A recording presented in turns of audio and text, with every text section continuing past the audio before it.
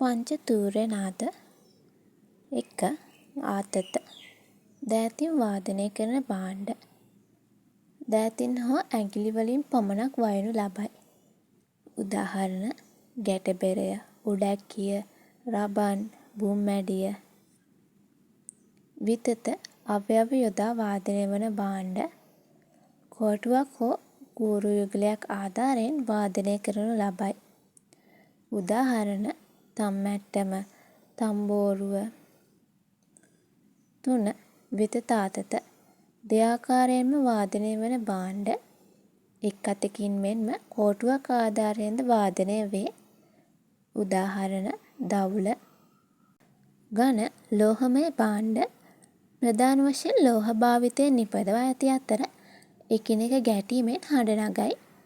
උදාහරණ තාලම්පට, ගිගිරි, පන්තේරු, මිනිගෙඩි. 5. සුෂිර පිඹින භාණ්ඩ සුළඟ භාවිතයෙන් හඬ නිපදවනු ලබයි. උදාහරණ හොරනෑව, බටනලාව, හක්ගෙඩිය.